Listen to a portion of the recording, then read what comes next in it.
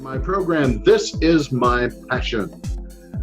I love to interview people who have a passion and who are willing to express that passion and want to share it with the world in which we live and have its impact on people.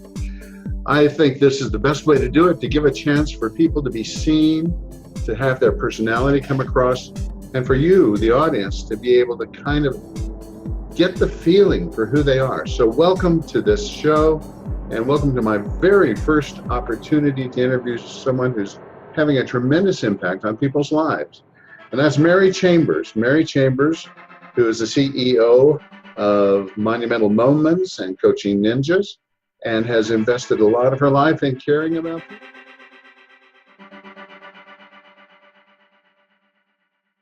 Yes, and I see that passion running. How amazing to see that passion. So thank you for also asking me to share mine with you. You're welcome, Mary. Have you articulated your mission? What is your mission?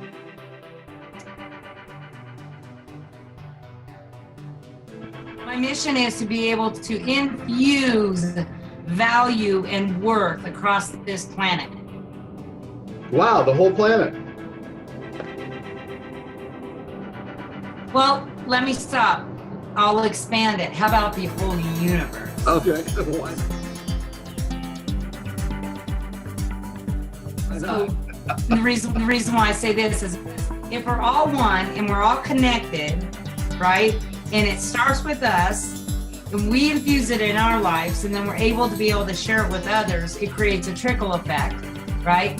And then ultimately what is happening here on this planet will affect the whole connectedness that you're talking about. That's something that we don't see, and we don't often have people who are really taking that as a consciousness in their own lives, and certainly not in their work. So thank you for doing that.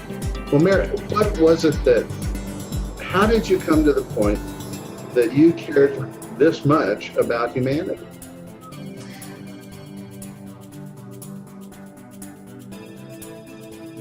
Humanity captured my heart when I was young. Uh-huh.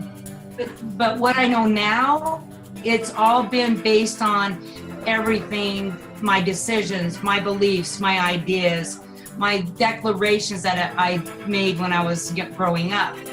But the other big part of that was the choice that I made coming in this lifetime. Wow. The soul journey. What's this?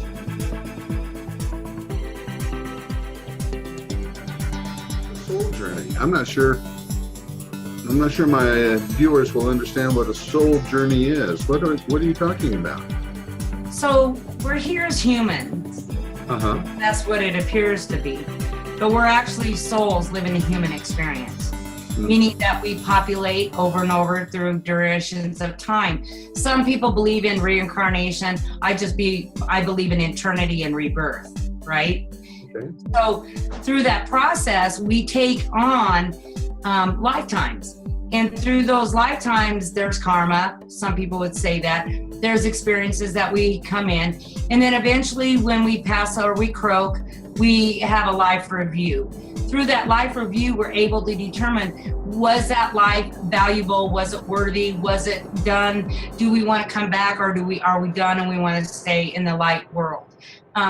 So when we come back, there's things that we decide in our soul life before we populate into this human experience that we're supposed to complete on this planet. But we haven't been taught that. We've been taught, be human, find work, go get a job, do what you got to do, make money, and then live, and then die.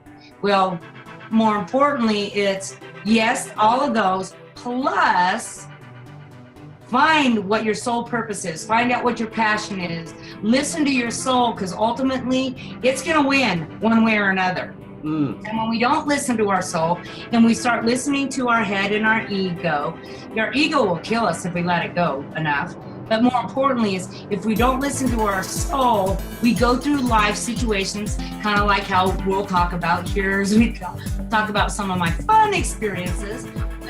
more importantly, when we understand what our life is about and the reasons why we've made those choices, those decisions, the more we embrace it and love it and see it as blessings. But until we get through that soul work, and that's part of what we do, we kind of run around disoriented. We have one of our mentors that we read with Napoleon Hill's Outwitting the Devil. He says, I got 80% of the population in the book. Well, that's the indecisiveness, that's the wavering, that's not listening to our heart.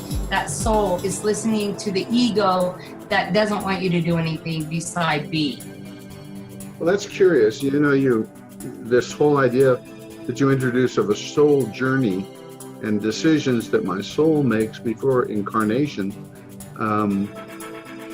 introduces a whole new wrinkle to the nature-nurture conversation, because we discuss people in terms of what's their nature and what's their nurture. We come into the world and we're nurtured through the life, but what about the nature that we bring with us? And you're suggesting that our souls have made some impact on where we're going to go in this life, and that the nature of our being has to do in part with those soul journeys, with that soul decision. Am I right? Am I hearing you correct? Absolutely.